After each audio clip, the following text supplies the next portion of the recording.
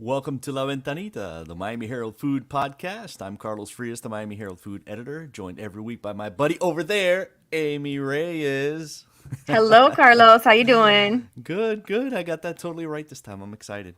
Oh, for sure. We've got it down now. You Yeah. just got to point the direction you think is wrong. Is the opposite. Yeah. Mm-hmm. I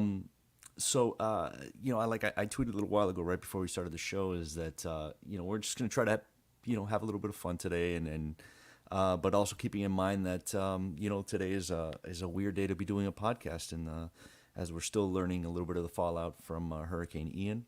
We don't have hard numbers yet on how many people have been displaced or hurt or lost their lives. So we're just going to keep that in mind. But still, we're going to try to do a show, hopefully, and give some folks a respite from all the flood videos. Take a break from the flood videos for a little bit, and we'll talk about food, and we'll talk about stuff. Our guest is super exciting today. I can't wait to talk to the person that you hooked up for this week. Look at you. I'm very excited to meet her. So cagey. Yeah. So listen, can we start with a shout out?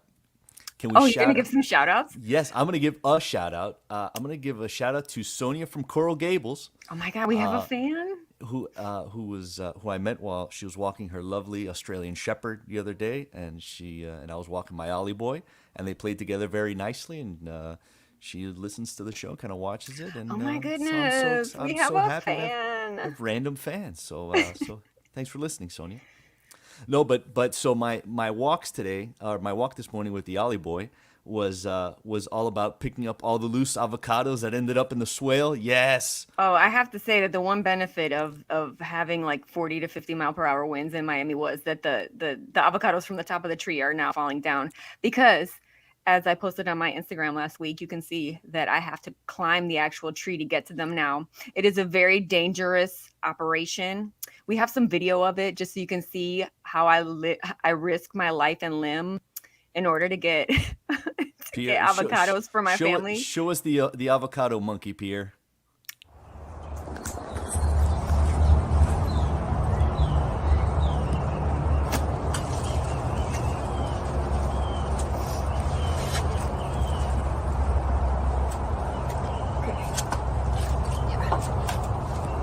Ta-da!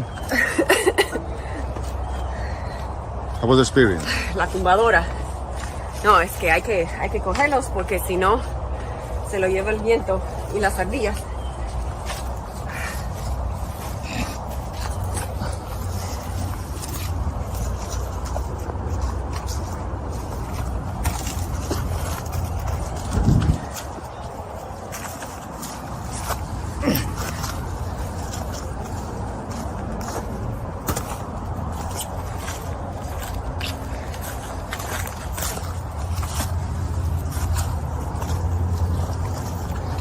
Yo ya quité la última cosecha.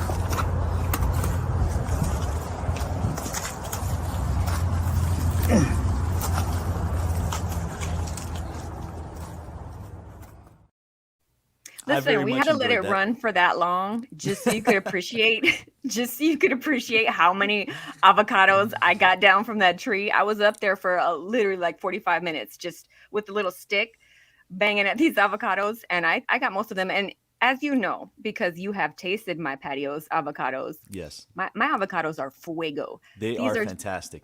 They are a special kind of avocado that I don't know anybody else in Miami who has these kind of avocados, but They're stingy. They're stingy though. They have a big seed and not like a ton of meat, but like just enough. Like really, they're like single serving avocados. yeah, single Like serving avocados. one That's it. person can eat from it. Like you can eat a whole avocado by yourself.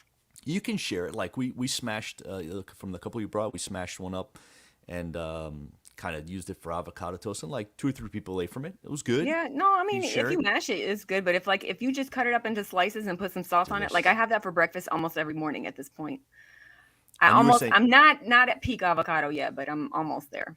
that avocado put your other one to shame so much that you felled it, right? We chopped it down. I had another avocado tree that had the bell-shaped ones, and it was just giving these trash avocados. And I was like, you know what? You are taking up soil that could be nutrients that could be used by the real avocado tree over here. So you just got to go. So we chopped it down. We're like, Why bye. can't you be more like your sister?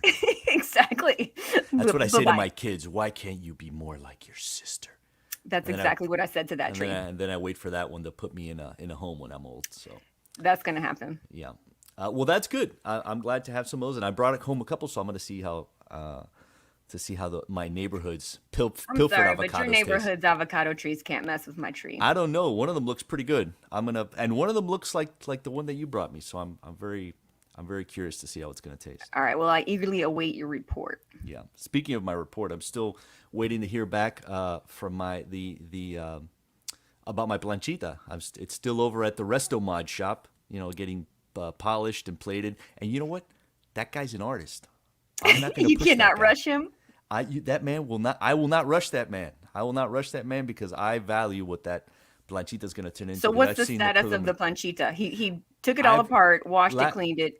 Friday of last week, I heard that he had he already disassembled it, cleaned it, polished it, got it working, making sure it was working perfectly, which it was working already. And he put it all together, and then he was building some hardware for it. So Bro. he's building like a brass handle, and that's like the Bro. next thing is the fabrication is going to take a while. So I'm not going to push that, man. No, I think it'll be ready for like Thanksgiving. That's fine. Perfect for the day after Thanksgiving to make some I'm some coming over for pressed turkey sandwiches. sandwiches. Totally. But in the meantime, I did get a little piece of bling for the planchita Oh, that arrived in no. the mail. Did Yeah, oh no! look at that. La Wow. planchita. I got a little nameplate, a little badge made for it from a company that makes badges for cars.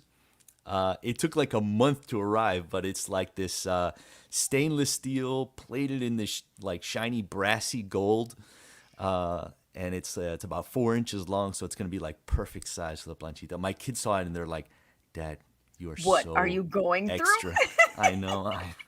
Wait. So where is La Planchita? Where is that little thing gonna go? Where is I'm gonna that put part? so like right on the front. There's this plate where you have a knob that's been brass plated. Yeah, okay, so see where that orange part is?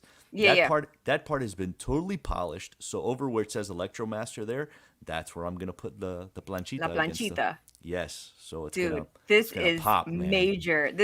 You are so serious. I have I'm never se- seen anybody take their sandwiches more seriously than you.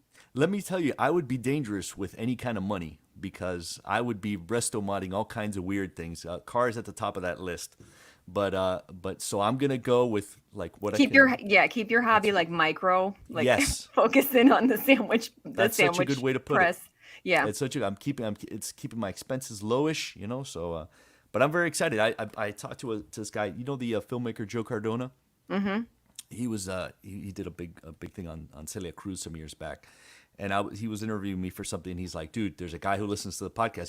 He's a buddy of mine who like now wants to get a planchita and get it all resto modded. He's like a gadget guy. So you know what? If this turns out great, which I have a good feeling about it, we're gonna go through all the steps, and then I think that Joe, your your buddy, Your planchita guy is probably going to get a lot of business based on your custom plancha. I hope so. I mean, if it's something that he wants, I hope so because so far so good. I'm Well, I excited. think everybody has a sandwich press in their house. It just depends on like what kind. Not like I just mine. use a George Foreman. Not like mine. No. I'm saying like everybody has one, but nobody like if you want to upgrade, you Yeah, want to get to Carlos nobody's level. as stupid as me. No, that's true. Nobody's as dedicated to the Church of Sandwichology as Listen, Carlos Frias. this is my altar. This is your The planchita will be my altar. So it's a perfect fit. Óyeme, is it time? Should we Yeah, bring her just- on? Dale. Okay. So our guest this week is Vanessa Garcia. So Vanessa wrote the story of rum.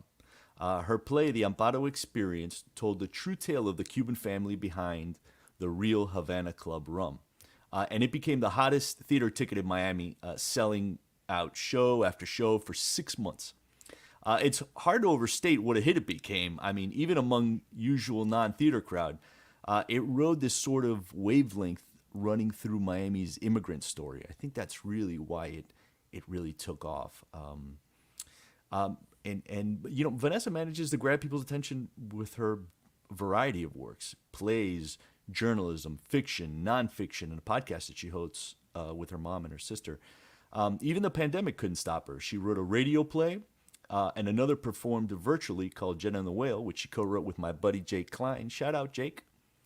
and she's a voice for Cuban artists on the island that the government tries to silence. Her writing career continues to touch on food and the restless story of Cuba. Her newest work is What the Bread Says. It's a children's book about how an entire country's story can be told through its bread, from revolutionary French baguette to the Cuban bread of exile. And she has a new play debuting at the Arts Center called #Graced, about the evolution of the American dream. So let's talk to Vanessa about all the things. Welcome, Vanessa. Hi, I'm super happy to be here and also cracking up behind backstage at the press, and that, oh my God, that climbing is spectacular. I was Yeah, it like, was oh my God, Amy, my get down from dismount. there. I stuck the landing. What you don't know is Amy was a gymnast. Oh, Yes, this she makes was. all the sense. It Yeah. does. So I still can climb and I can still like do cartwheels and stuff, but I'm at the age now where the inner ear thing makes it so that your body doesn't want to do that anymore. Uh-huh. So like I can't ride roller coasters. Oh my God. Oh, Yeah. she went from a protege gymnast to a. Oh man, my parents used to be so afraid to take me to parks because I would just be like flipping on the that like old 1980s equipment, and so they were just like, yeah, we're gonna take her home. It's like, She needs- Amy, this floor does not bounce back. No. I feel like that's going to be my daughter. I see the future. Yep, probably.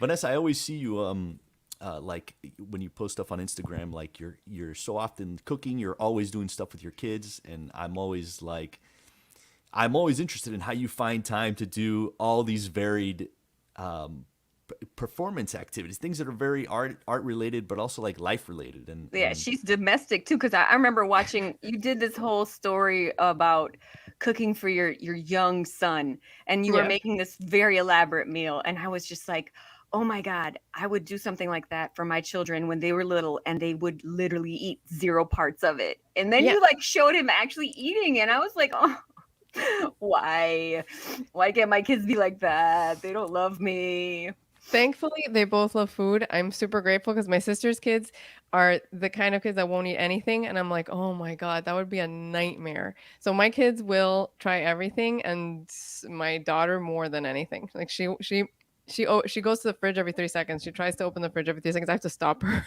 Like, no. Take it down a notch. yeah, I just please. fed you. Please. how We're did trying you things. how did you do that? Like, what was the like my kids? I think we just exposed them to a lot of food, so Yeah. they're generally like 2 out of 3 are very curious. One of them is a little bit finicky, but still, like, what did you try to do to get them open to trying new stuff? You know, it's funny because I call them crocetarians because I'm a vegetarian and mostly we cook veggie. You know, I like do everything veggie and they're mostly vegetarians, but my grandmother gives them croquetas. So they're crocetarians because Yeah. essentially I could get down with that. yeah.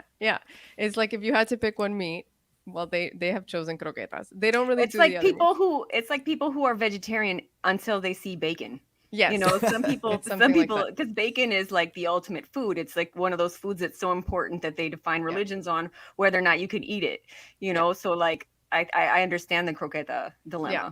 Exactly. So, you know, I let them try everything. And then recently my son, I just found out likes sashimi. So I'm like, wow, Perfect. if you like that, then we're going to do this because, you know, kids don't usually do that. So today, to his aunt, I brought home some sashimi and he's like, this, I was like, this is what they're going to have for lunch. She was like, yeah, right. Like, I swear to God, watch. Watch she's gonna this. do it.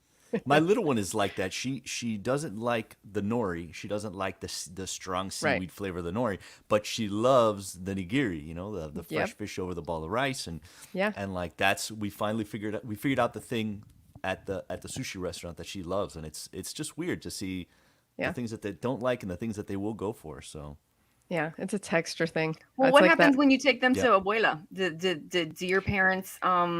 Do your parents cook like pretty typical Cuban meals, or like are they more like you, like they do vegetarian stuff? My mom, at some point in her life, decided that she was going to try vegetarianism and did it for like 5 years. And my sister also tried it, and then they just dropped it, both of them. My sister called me one day, and she was like, "Hey, I don't know what to do because all I want right now is a really bloody steak." I was like, "Well, I think you should go back to not being a vegetarian." So they both have stopped, and When they go over there, my grandmother still doesn't quite understand that I'm a vegetarian, even though I've been one since I was 12. So it's sort of like, they don't eat that, but you can try. And I just let them You do don't eat whatever. meat? I make you lamb. Yeah, exactly. That's exactly. You want chicken? I give you chicken instead. Yeah. That's Wait. exactly it. Oh yeah, let's talk a little bit about just giving folks a little bit about background of your work and such. Like you've been writing for so long, in all different fields, but it was something about the Amparo experience a couple of years ago in 2019 that seemed to like capture Miami's interest, which is a hard thing to do for Yeah. Miami. Yep. And we're like non-theater people. It was like the thing to go to. It was the place. It became that place to be seen, that thing to do, that thing you didn't want to miss while it was running. Can you talk a little bit about what you think it was that struck people about that play? I think that since the beginning, it was telling the story of Miami in so many ways. It told so many people's stories. From the moment we started rehearsing with the actors themselves were telling their stories in the rehearsal process. It was an experiment in what acting is, because they were getting so connected with the story that it was their story, even though it was the Arechavala story and the story of rum, that I ended up putting pieces of their lives and their families inside the story. So I feel like when people went, that same thing happened to them. They were like, I am seeing my story. I am seeing this happening. And it happened to an extent that was both fascinating to watch, moving, and sometimes heartbreaking, because there were moments. I mean, we called it the fainting show because we had at least one fainter every weekend. Oh We wow. learned that in the pilot. I laugh about this now, but it was not funny at first, because um, the guards got really used to catching people. They were like, we know where this is gonna happen, and they would swoop in and catch them. And then What was the people. profile of a fainter generally? Well, once, this sounds like a joke, but one time it was an entire family. It was Oh my the God. mom, the daughter, and the grandmother. They went fuck, fuck, fuck. They like plop, plop, plop, down, down. Yeah, like that. Wow. Yeah, it was a lot. But in which moment of the play was it that they would it would always faint? happen, because you went in and it was like, oh, I thought I was going into the revolution, but actually it's 1957. And then of course people would think that you got it wrong, and they were like, eso no pasó en el 57. And we're like, yeah, because we're in 57 now. Like, get it, And And people should understand that the play, who haven't seen it or heard of it, is the play was an interactive play. You moved Yes. through a space. Through a house. It wasn't you weren't watching it on a stage. You were moving. Yes. through Like the it was space. happening all around you. correct. So it's 57, and tell us about getting to that point where So you knew people were like the revolution hits, it's about to be New Year 59, end of 58, and things start to shift, and they start to feel it, and it starts to happen, and the guards start showing up, and the militia starts showing up, and people that had been dressed up differently, as just regular people at the party, are now militia, and they start to feel, I feel like some of them were like, I feel betrayed, and so they started to relive certain things, and people would faint, and there was one specific, they would always ask to come back in, which was always fascinating to me. Like they would be taken outside, and they were like, please take me back, I want to go back in, because like you said, you would walk through, you would experience the play, and there were 23 different ways of seeing the play, 5 entry points, but you could go 23 times and it would be different. And one time there were these two sisters, the Betancourt sisters, that were there, and they left, and they waited for me in the rum garden, and they waited for me, and this happened over and over again, but they waited for me to tell me we had to leave, because they left right near the end, right at there was the firing squad at the very, very end, and El Paredón, and they were like, that happened exactly like that to our family. So it really felt like exactly that story. We couldn't watch it again. Our brother, our family, everybody. And so they were talking about things that had happened to them personally that everybody else was watching. And then, children and the grandkids of people were sort of talking about, this is all would happen after in the rum garden, would say, like, I always heard my family story, but it kind of clicked right now, like I just felt it for the first time, because you hear things, and that was our intention. That was, you can say thing a million times, but it's different to actually live it. And we're never, thank God, going to live that specific experience. But knock on wood. yeah, right. Yeah. Yeah. But to go through it is a different thing. And the closest thing we could get to showing people what it was what we did with Amparo. Can you? How you did know, you guys? I feel How like did you guys? well, Oh, I'm sorry. Go ahead, Carlos. I was gonna say I feel like this story in Miami, when we hear it, we understand. Like in Miami, still we feel it in our bones. We understand that story, and I think it resonates so strongly, doesn't it? Don't you wish that you could put on the Amparo like on Broadway or Yeah. on in a venue where you can get those people that travel that are outside of Miami that grew up or have learned the lesson of Cuba as a revolutionary story, as a Che and Castro story. Don't you wish that you could see that these folks are the ones that need to hear that story? You know? Yeah. So two things for that. One, we had two pilots before we went into the production that everybody saw, that were very limited audiences. One did happen in New York for specifically that reason, to test what would happen in a New York audience. It was phenomenal. People were lining up outside. So and it was interesting because there's a moment in the play where the audience chooses whether they go to the revolution or not. And in Miami, it's like we always say the floor would slant because no one would go with the revolution. But in New York, definitely there was a guy who was like "Viva la Revolución," and he went with the revolution, and that actually helped us to craft it even better. Interesting. So It was part of the development process of the play. Yeah. Wow. And because we wanted to eventually end up there. So right after we closed Amparo in November, at the end of November of 2019, which thank God, because we would have been the biggest spreader of COVID. For sure. Everyone was on top of each other in that play. Right away, we were already looking and scouting locations in other cities because the whole idea was to go outside of Miami. And then the pandemic hits, and then things change, and we put Amparo, we did an online version on Instagram, which is a totally different thing, but it was sort of to like have the story recorded. And it's like, I always use like an Instagram film sort of. And that's at the Amparo Experience on Instagram. That's the only place you could see it. But Victoria, who was the director, Victoria Collado, and I want to do exactly what you're saying, Carlos, which is essentially tell this story, but get it outside of Miami in the sense of it's born here and it's important that we see it, but to a certain degree, it's preaching to the choir, right? So how do you get it out into the world? So we created our company, Abre Camino Collective, for that purpose. And so the things that we do are with that intention to move it out. So I don't know if that will be with the Amparo Experience, but it'll definitely be with things that we do. How did you guys decide to use that particular family and their business as the framing device for this? Because you could have, like, everyone kind of has a relatable story that, like, a lot of Cuban Americans have family that has a relatable story, but why them specifically? This was it was like stars aligning, destiny. I don't know what you want to call this, but this is what happened because I got a phone call one day from Paul Ramirez, who was the person who was on the marketing company for Havana Club Rum. And he had heard of me as someone who wrote about Cuba and also wrote plays. And they wanted to do a 20-minute, sort of a 20-minute immersive thing at a bar. This is how this started. Mm-hmm. And I was like, okay, let me finish this project I'm working on and we'll talk again, I don't know, in a couple weeks. Great. So we got on he told me, by the way, this is the story. It's the Arechavala family.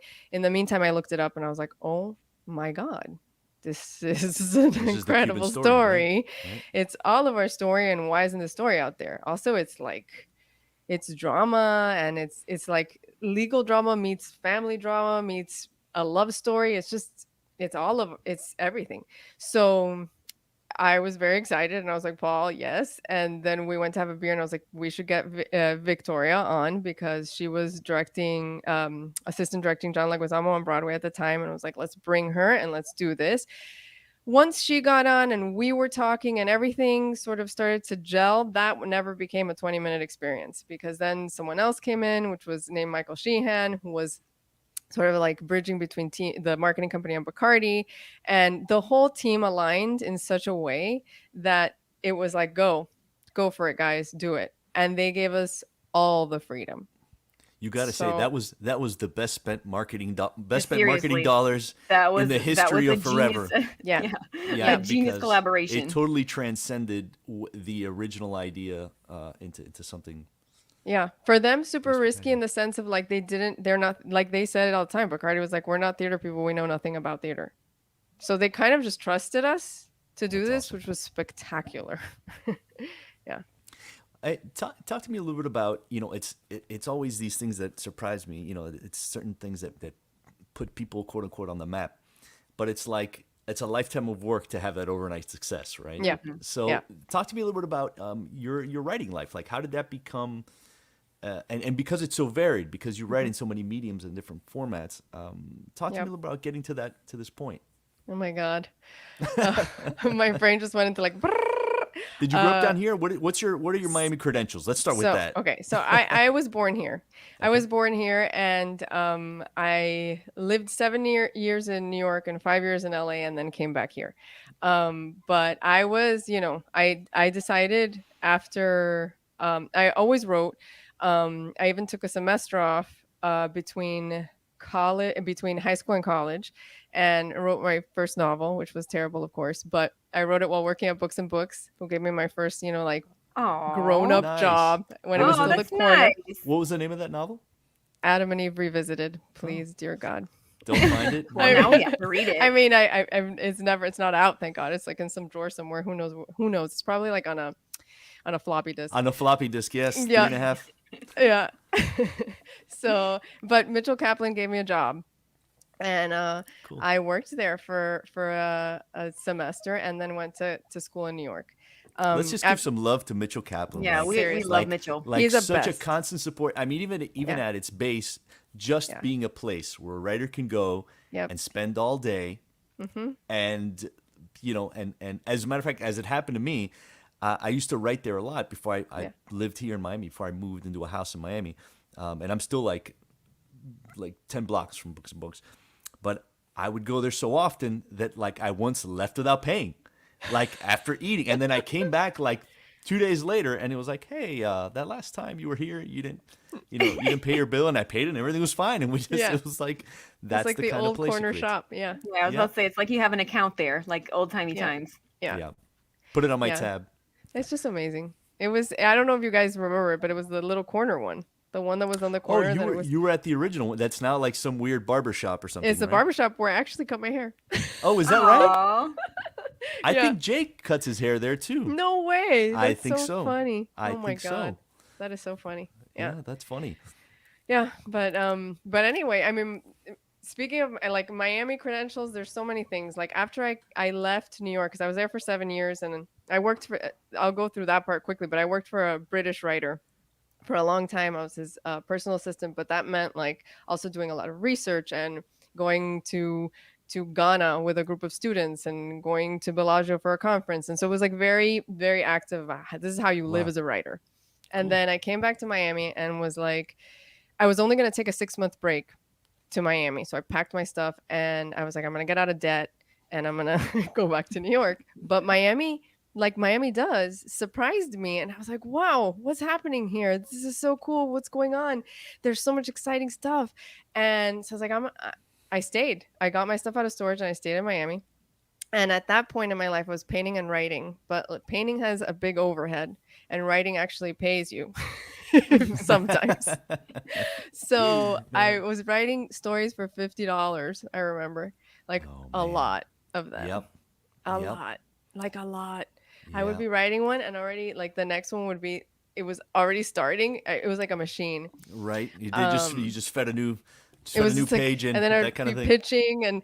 pitching while I was finishing the other one, and it was this whole thing. But I actually wrote to Alberto Ibargüen, and I was like, hey, this is who I am, and this is why you should know, and I'm gonna write for you, and I want to write. And he was like, you know what? Let me send you over to the managing editor at the Herald. Sends me to the managing editor, and the managing editor's like, so because I said I wanted a column. I was like 20 something, and they were like, yeah, maybe you have to live a little bit more to have a column. which I still want, mind you. But at the time, I was like, yeah, that was probably not. But I had given them this whole pitch and this proposal, and it was like a whole thing, whole idea. It was called The Return of the Native, I remember.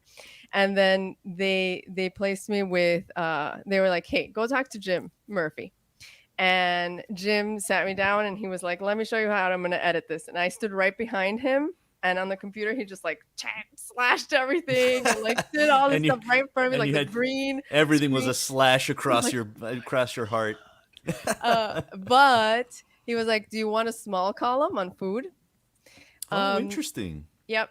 So then I did that for a long time. I did like casual eats, and then I did up and comers, and then I did eventually features, and then I started to write for other people, and Sure. I wrote a book, and it moves like that, so right, it went right. from Everything builds on everything else. What were some of those places like when you were writing about places that you still like to eat, places that You know what I was remembering the other day, and now like there were back then. I mean, it was people who were like just starting on Top Chef. Was this in like Bulldog or something? I can't remember. Yeah, Do you know what I'm talking about? Howie Kleinberg, as a matter of fact. Yes. Yeah, he just passed away. I know. That's why I was like, oh my God. And I started to look back at some of those things, and but there were a lot of chefs that were sort of starting out that I'm like, wow, this is So very, this is very like cool. early, like mid 2000s, right? Exactly. Okay. Exactly. Mid 2000s. What is it about food, do you think, that has drawn you? Like, there's always been some food Yeah. or drink that you've written about that you have so much heart in. I know it's, I would say, I really think it's my grandfather. My grandfather taught me how to bake, and we told a lot of stories in the kitchen while we did that, and it's what brought everybody together. My grandfather's story is incredible. He essentially was 13 years old when he escaped Franco's Spain, crossing the Pyrenees Mountains on foot Wow. into France with his brother, who was only 15. So he's 13, his brother's 15. They cross the Pyrenees Mountains, they get to France, they put them in foster care. And of course, very shortly thereafter, Hitler is striking all over Europe. And they tell them, you better get out of here. So they get on a ship with a bunch of Jewish kids who are running for their lives to Ellis Island. But when they get to Ellis Island, and this was a ship that Nabokov had gotten on the month after my grandfather. So Oh my by a God. month they missed. Wow. Yeah. I've done a lot of research on this, but Incredible. yeah, it's very intense, insane story. So they go to Ellis Island, he and his brother Pedro, and they know that if they tell them they're Spanish, they'll send them back to Spain, and they don't want to go back because of the war. So they say, we're Cuban. Oh, that's so funny. Yeah, and they put on the accent and the whole thing, and they get on a boat to Cuba. And at this point, they're young and they start their life there. My grandfather meets my grandmother, Pedro meets his wife, my mom is born, my aunt is born, and my grandfather worked for the hospitality union, the bakers union, and they helped build the Havana Hilton with the pensions of the hospitality workers, all of this.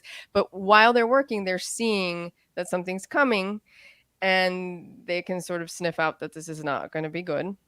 But they want to fight against it, and so they immediately start fighting against Castro and the men in the mountains and the whole thing. They're against, and everybody's sort of like, it's fine, but again, they've escaped two tyrannies before. Right. They had experience. seen this before, yeah. Yeah. So exactly. So your grandfather, he was un panadero in Cuba? So he worked with the union. He was studying architecture, but he was he and his brother were sort of like high up in the union of hospitality, which he would always call El Sindicato de los Panaderos.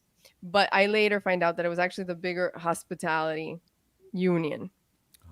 So I'm doing more research on that right now because that's a whole very interesting part of it. But my grandfather escaped essentially with like this much, a hair's breadth of his life. And my uncle was in prison for 9 years and tortured. Goodness. And when Oh, he wow. got out, What year did your grandfather leave? 61. Yeah, So very close. Yeah, my dad was imprisoned, I think, in 61 or 62, Wow. and then he was there. He was in for 4 years. Yeah. Wow. And so how was your grandfather has this it was so baking for him was more of a hobby then that he carried with him. I think it was inside of him. His family, he has 6 Spanish sisters. And, when I went to Spain, I was like, oh, yes, I see where everything comes from, you Right. know? So did all of his sisters stay in Spain? One of them went to France and married a French guy. And so I have a French side of the family and like cousins that are twins named Celine and Virginie. So like there's a French side, but then the rest of them stayed in Spain. And my granduncle, his brother, went back to Spain. And when he got out of prison, he didn't speak to anyone for a year. Like he just couldn't speak. Wow. Yeah. Wow. And then he had a Stunning. normal life, but for 1 year it was just nothing, speechless. Reacclimating to a world outside of being Yep. tortured in a human prison. Good Lord. Yeah. But anyway, all this stuff made its way into the kitchen that I grew up in, which was in my grandmother's house. And so we would bake bread. And I remember the first time he said, okay, we're going to make a baguette. And bread just is a ton of waiting. It's like chemistry and waiting and waiting. Yes. And Oh waiting. my God, Carlos was baking bread a couple of weeks ago, and he was like, "It's basically like having a baby. You have to, Yeah. you have to like get on its schedule." Yeah. And I was like, "Why are you doing that? You better go start get at the some right Zacatecas." time, otherwise that baby's gonna you gotta come Correct. get it.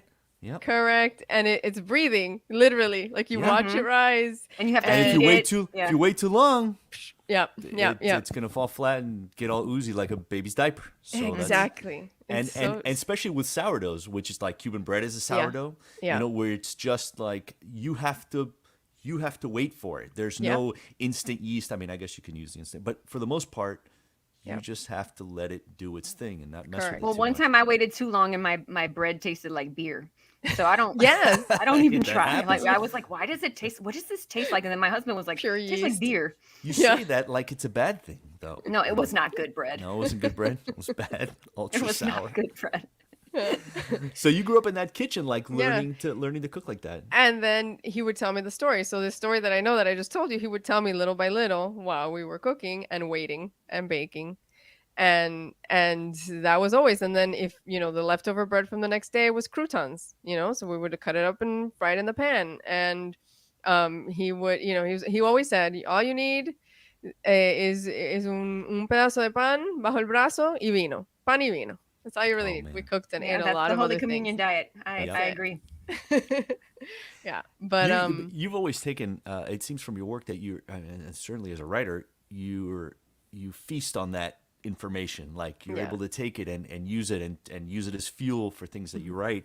And the kids book that you wrote, that's a new thing for you, right? Like that's a new vehicle to tell a story and to tell that story. Which is like this one right here, which I'm sure Pierre has. He's gonna There show it is. something What the better than bread this. says. It's Did what you the make it bread for your says. children?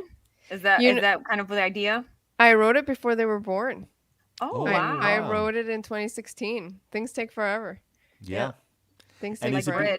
bread. Is it because is it something that you wanted to get down? It was like a small story that you wanted to preserve, type of thing. I really wanted to tell the story of the story of my grandfather, and this is the beginning of that. And because I was a kid when that memory starts, I feel like I wanted to make this the vehicle for it, because I want this for my children also. I want them to know their story, and so I wanted it to start this way. But yeah, I feel like it's the beginning of something, and I'm really kind of sort of incredibly proud that his picture's on the front flap, and his story is beginning to get out into the world. And I know it's a lot of people's story. I know even the fact that there's this moment of him talking about having to leave Cuba in the center of this book is important for people, because that's not in a lot of kids' books. For a long time, publishers were afraid of that. They were like, they won't touch Cuba in certain ways, because they're like, well, Too many But- questions to explain. Yeah. yeah. So, but I think, yeah, I'm extremely happy that it's out, and it's always something I wanted to do. And I've written for kids TV, so I had the kind of voice inside, to be able to craft it. But I wrote this even before the kids TV stuff happened. Wait, we have a clip. We have a promo clip. Pierre, you want to play it? It's really cute.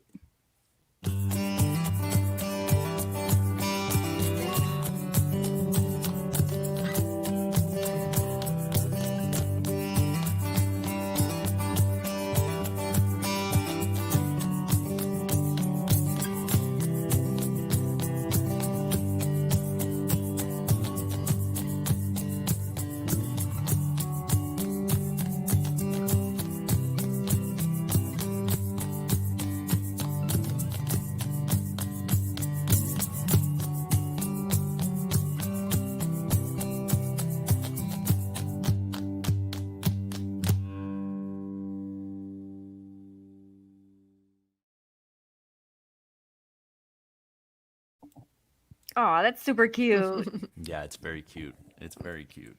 And, you know, you brought up an interesting point, which is that publishers are not as afraid as they were even 10 years ago. You know, I mean, well, I think my book came out just over 10 years ago, but it was like there was starting to be that old narrative, that Yeah. I mean, that successfully won over the American public in after the revolution in Cuba. That you know, that the story was, you know, this happy revolution, this Right. little banana republic happy revolution, and the real story started to come out.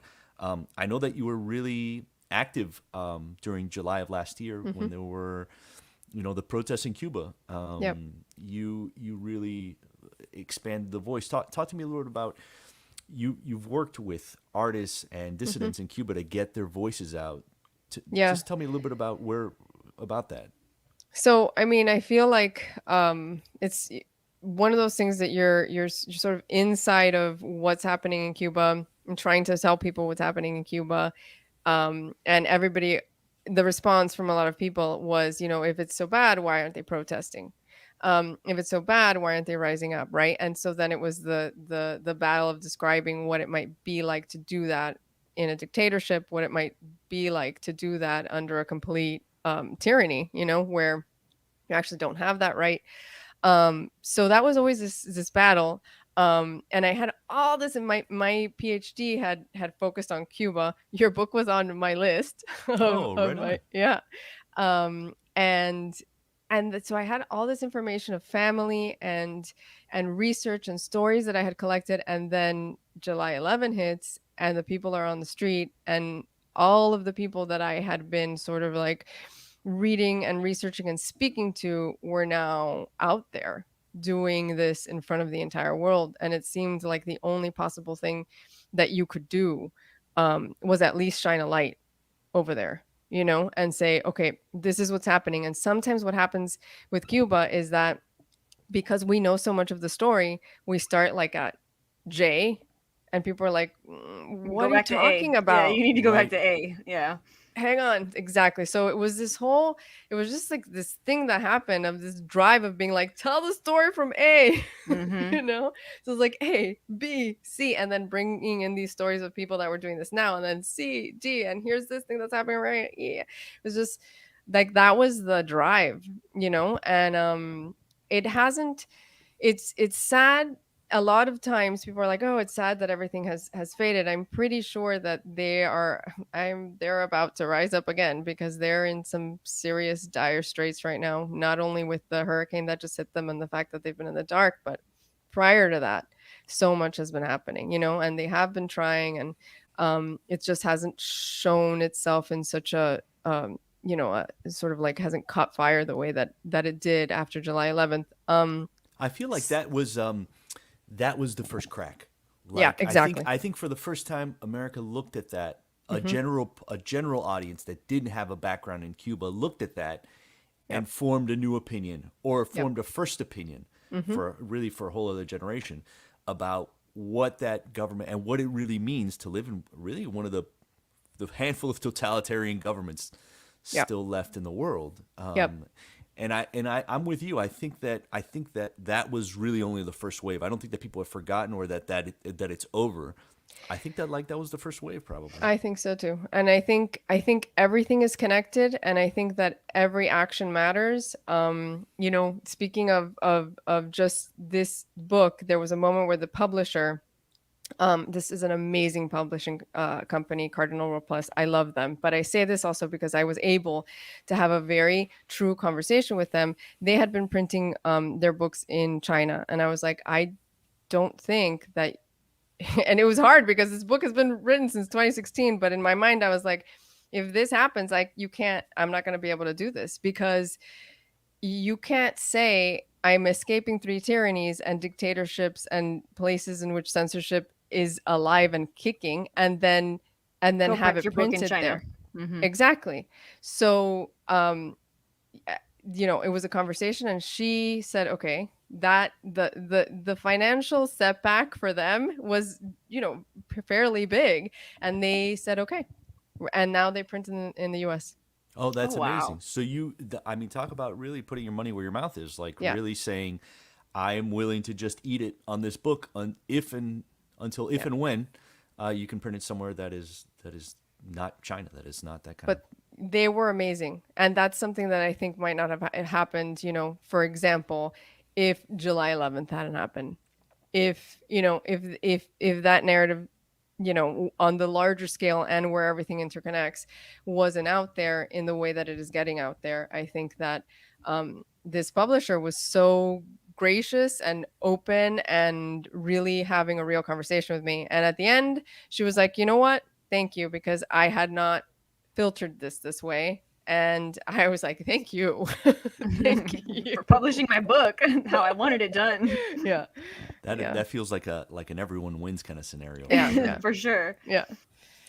So things have been so different, like since Barack Obama and then Trump and now Biden. Like the relationship we've had with Cuba has been like so much push and pull. Like we're trying to open up, and then we're like, no, we're going to close back up. Like how my experience with a lot of Cuban Americans and Cubans who were born in Cuba but then came here has been, a lot of them were the like, I'm never going back until Castro's gone, until his people are gone, until it's not communist. But then I feel like, the next generation and subsequent generations have been able to kind of convince their families that this is having a relationship with the island, and under whatever circumstances might be of, still of importance. How have you dealt with that kind of like push and pull between the relationship that the United States has with Cuba and still wanting to to have a relationship with people in Cuba and know what they're doing and feel the pull of your own country, but like how do you manage that? Well, I always say it took me 15 years to convince my mom, one, to let me go. I know that sounds crazy because I was already an adult, but she's Cuban mother. Yeah. But it took me 15 years to convince her to let me go, and she came with me on that trip, on that first one. So that first one was an incredible experience. Do you remember anything through all the crying?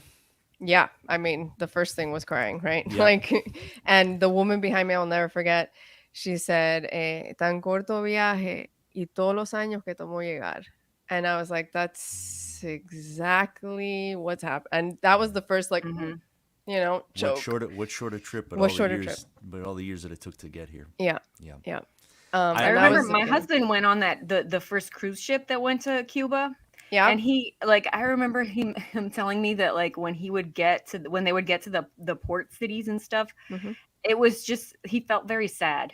Like, like it was a very, like, arriving at a place that's not prepared to really receive you. And also just seeing that, like, the people that were there were kind of confused about who these people on this boat were. And then the people that were on the boat were kind of like apprehensive about what they were going to experience when they got there. It was bizarre. I was on that ship because I was writing. I didn't tell them that I was doing this because I didn't want to be in the press where they sent them to the theater and then go back to Miami. They essentially were like, here you go, and then bye. So I wanted to stay on the ship the whole time, and I was just completely watching, observing, and then I ended up writing something for Narratively, which lets you do long form. And that's exactly how it was. There was this woman I remember in one of the last ports, and she was a viejita. She was an old lady, and she comes out and she says she was already crying when she was starting to speak. I don't care what they say to me. I'm gonna talk to you. I don't care. And the people, all the people from the Midwest on the boat were like, what is happening? And then I stood there and translated what she was saying to them. And it felt like this incredible moment of this woman who could finally say all these things, and translating that and then giving them context was like, poof, wow. That's a What was real she saying, cultural though? a real cultural exchange there. What did she Yes. tell them, Vanessa? She said they don't want me to be here. And this is like now I remember that I wrote it at the end of the article because it was the last port. But she essentially was like, they have been keeping us quiet, and I'm not supposed to be out here, but I don't care if they send me to jail. This is not free. I'm not living free. My family is all out of here. I need to leave. I'm not leaving, but everybody's gone. And everything that we know, she's like, word vomited to these people. And what did those Midwesterners say? They were just like leading in and listening to her, like what is happening, but they were essentially listening to my translation because they don't understand what she's saying. So I translated everything, and any questions that they had later, I answered them, and then Mhm. people would ask me on the boat. It's amazing Yeah. that you're able to kind of to bridge those things It's and I think that crazy. you're really one of the one of the main writers that we have right now that's actively translating that history into written work, among all the other work that you're doing, Yeah. and which I think is so important. During the pandemic, it must have been hard to, like you said, it kind of put a stop to what the Amparo experience could have then evolved into, and I hope that we'll see some version of it. But you never stopped writing. Like there were two works that I was very aware that you did. One was the one on the radio, Yeah. which I'm not going to try to pronounce, but I'm going to let you pronounce. Ich bin ein Berliner. Yes, which means roughly translated. I am a Berliner. All right, that's what Google Translate told me. So that It's what Kennedy said Oh, I in see. in his big speech in the middle of Berlin, essentially. We are all Berliners. Right, and Yeah. then you did a video one, which was basically you wrote this play that was then acted by actors, and basically like almost like a table read for Jenna and the Whale, which Yes. you worked Which on is with my with buddy Jake. Jake. Yeah, Yeah. Which we've been trying to get to lunch forever. It's I funny know. that this is the first time we're meeting is on this call. Yeah, that's so crazy. Well, that's because you don't have to leave the house. Is that one of those things where like you had all this creative work in you and you're like, I can't just like not do this anymore, like Yeah. this is still part of what I am. It was essentially a massive development phase, meaning with my company, we developed a bunch of work that we now have and now are, in that selling mode of trying to get it out there. And then I finished a lot of things that I had started. Among them, this play, Ich bin ein Berliner, which I had pitched to this theater and which is FAU Theater Lab, who are amazing, and they were like, you know what, we're going to commission this as a radio play because we're in a pandemic and let's do something. And they added animation and they did all this stuff. So it was just definitely not it was not a stop in any way of the writing, and for a writer, I feel like I was in the same place I would have been writing. I could write from home. I don't usually, but I could. So yeah, and then I think it fed into all of this cooking stuff because we all cooked, right? Didn't we all Yeah. go back to that? God, we cooked Weren't we so all like, much. I'm a chef now? I I'm tried a to bake baker. bread. It was a failure. I was a failure. I waited till after the pandemic to do Yeah, the he whole caught on sourdough. late to that saw trend. that. to the sourdough. So tell us about the one that you have coming up this season, the hashtag Graced. Graced. So Graced has also been in the works for like even longer. I'm seriously, that play was like 2013. This Wow. is very illuminating for us to understand how long it takes for you to give birth to these projects. Yep. And that used to be called Grace. Listen to this. That play was called Grace, sponsored by Monteverde, which is a rum. Wow, The title that of is that amazing. play. And then, like a couple years after I write it, here comes this rum and is like, hey, I'm gonna sponsor you.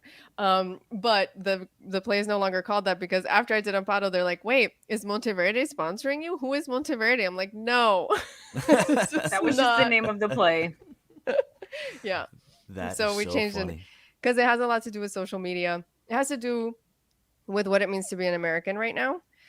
So it's a woman that hits the road on a road trip to figure that out, but she's also figuring out where her mother's from, and obviously, in my case, there's going to be a Cuban element in there. So there Sure. is, and the hashtag Grace is because it delves into what social media is doing in terms of like its its freedoms and its traps and what it's all of those things. So When every that's all person wrapped in becomes a there. brand, Yep. what happens Yep. when every person has to be a brand and That's right. and people are up or down on a brand, Right. they're up and down on a person too. Like Yep. Yeah, exactly.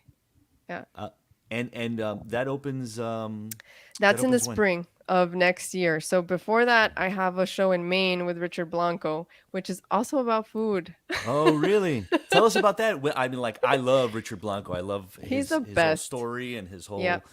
Yep. he's, for people who don't know, he was chosen as the inaugural poet by President Obama, and he was the first gay man to be chosen as an inaugural poet. Yep. And he wrote a beautiful biography called, what is it, The Prince of Lococuyos? Of or something? Lococuyos, yeah.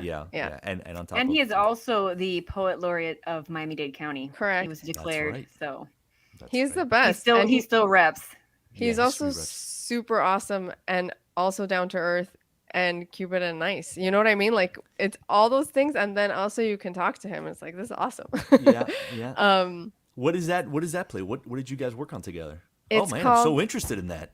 He was commissioned by Portland Stage to do a play on, it was for a series on Maine, and he had something brewing, but then he went to see Amparo, and then we started talking. He was like, do you want to co-write this with me? And I was like, I would love to co-write this with you. So then we started from scratch, and it was it turned out into what it is now, and it's called Sweet Goats and Blueberry Señoritas, and it's about a baker who is in Maine, and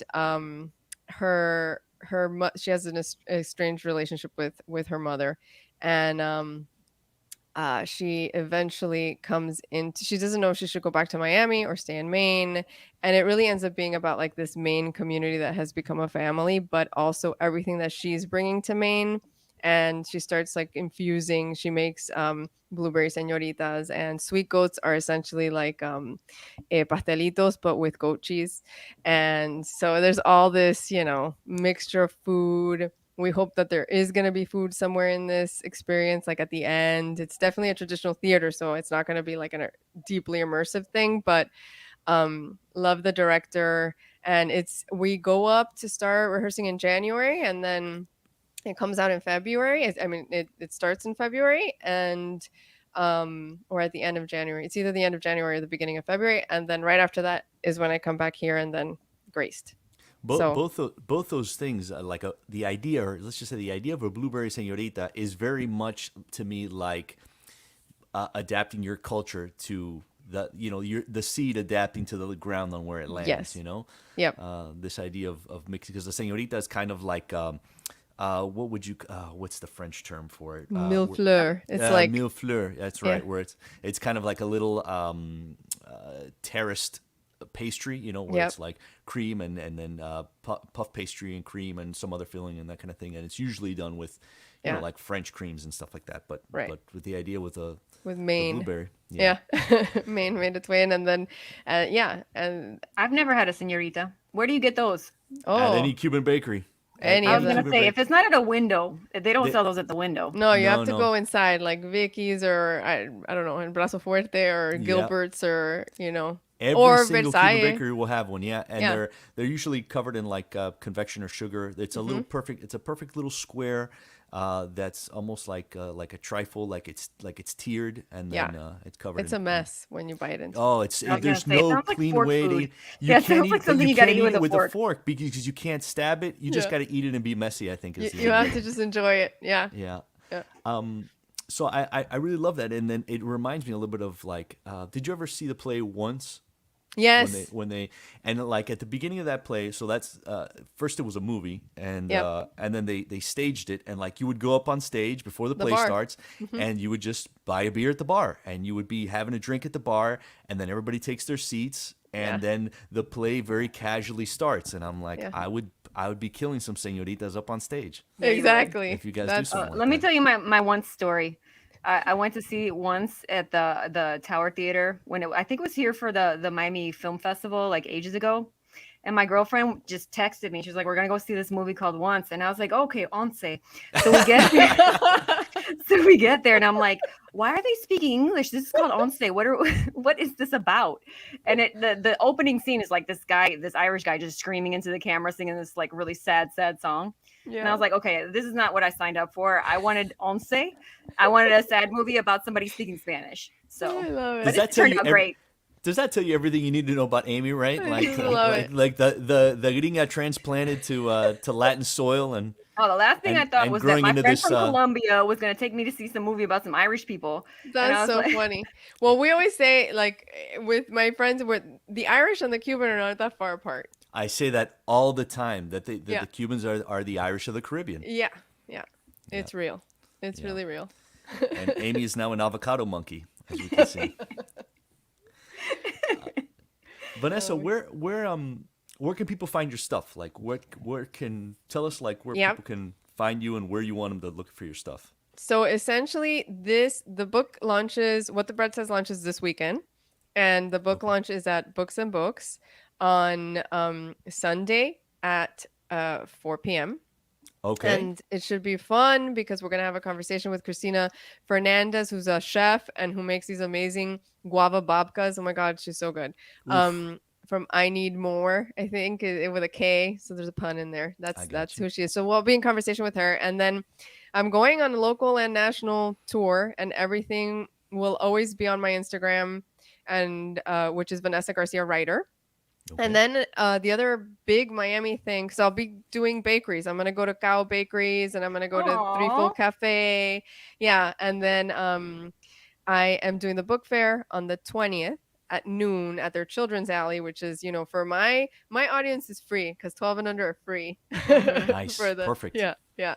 So that's that part. And then, I'll keep everything up there. And I have a newsletter that if you go to my website, you can sign up for it. And I also send out when things are happening. So my website is just my name, vanessagarcia.org.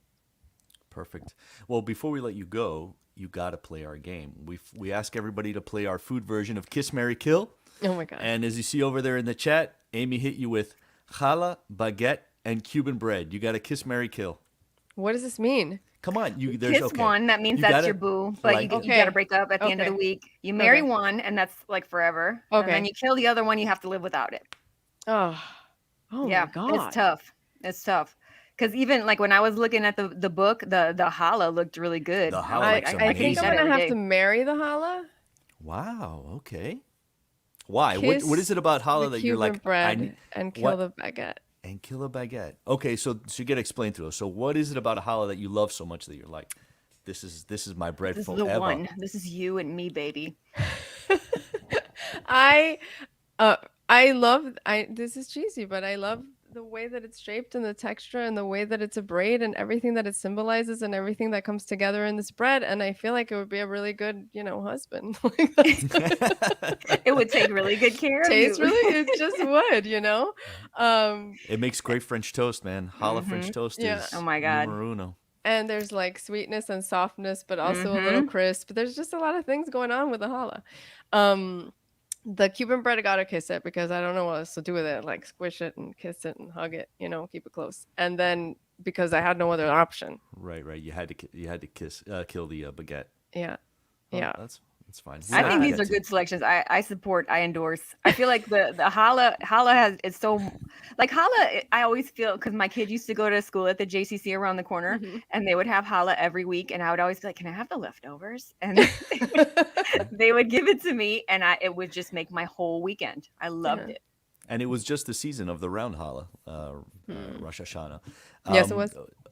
Do you have a strong connection still with like what is the strong connection that you have with like the Jewish community or the Jewish faith that you seem to come back to it every now and then? I know. I don't know why. Okay, all right. I did 23andMe because I thought I was gonna have like this enormous amount of Jewish blood, and apparently I don't. But I think that I have some. I think we all do, right? Sure. Isn't that? But I think that the story draws me a great deal. And I went to Catholic school, which sounds like it should like an antithesis of being drawn to Judaism, but it makes me very drawn. There's something about the base of both religions that is incredibly similar, and also food and community. And it's like, the Irish and the Cubans, and it's not so different between Jews and Cubans, Yeah. So I just have always been drawn somehow. It's an important story, and challah's delicious. Challah's delicious. What can you say? Well, Jewish Jewish food in general. I mean, Yeah. It's delicious. Jesus, so good. Yeah. Well, Vanessa, you have been you've been a queen for coming on the show and talking foolishness and good and cool stuff on a day that's kind of weird and strange with the hurricane out there. And man, it's really great to talk to you. So find her find Vanessa on all the things. Vanessa Garcia Writer on Instagram and at her website. Thank you. It's been so fun to be on this. Thank you so much. Awesome. Thank you. Thanks again. She's the best. She's She is great. the best. I Yeah. like her. Jake and I have been forever trying to get lunch with her, so I'm glad that we were able to kind of Catch up. to have her on and catch up and hear about some Yeah, of her I know work. she's got cool projects going on. I don't know about you, but I want a blueberry señorita real bad right now. Yeah, I want the what was the first The thing called? which- The goat. Oh yeah, it's basically a goat cheese pastelito. Yeah, no, that's it. That to That me sounds amazing. Why doesn't that sounds- exist in the universe? Yeah, I know. Like, why don't we have those? Goat cheese pastelitos, I would kill. No, for sure. Well, Amy, that feels like a show. I think you're right. I'm Yeah. gonna go climb up my tree and get some more avocados now. Okay, don't hurt yourself. I will not. All right, peace out. Bye.